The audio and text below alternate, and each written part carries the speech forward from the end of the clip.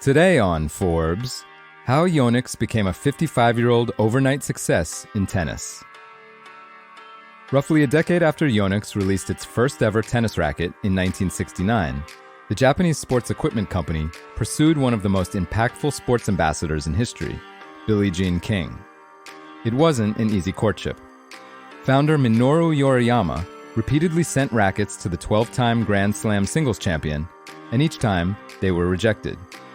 But countless hours of tinkering in the factory to appease one of tennis's all-time greats led to the development of Yonex's famed square-headed racket, which offered a larger sweet spot without sacrificing control.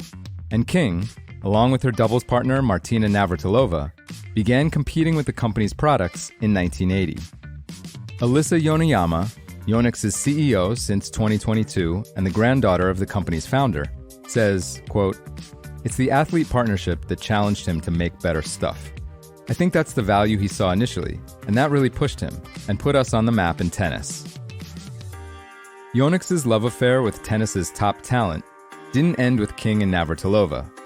The brand's history includes some of the most prominent names the sport has ever seen, including Monica Seles, Martina Hingis, and Leighton Hewitt.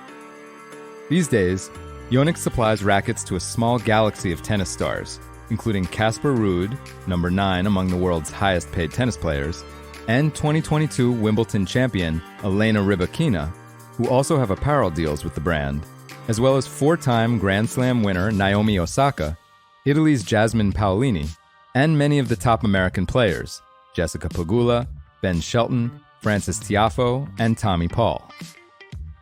Despite that all-star roster, and more than 50 years in the business, Yonex has lagged behind its competitors in the American tennis market, ranking 4th in rackets sold at U.S. specialty stores and commanding noticeably less buzz than Wilson, Head, and Babula.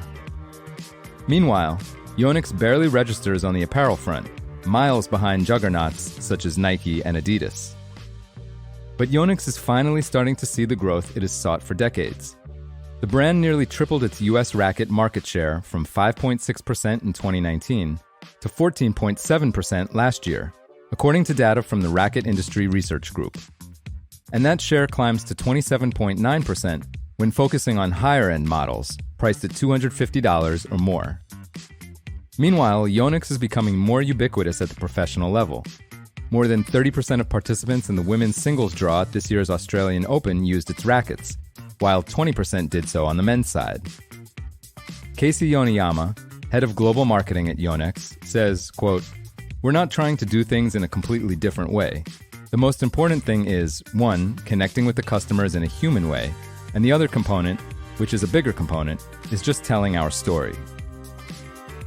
Even with such an emphasis on tennis, Yonex's business has historically been dominated by another racket sport, badminton.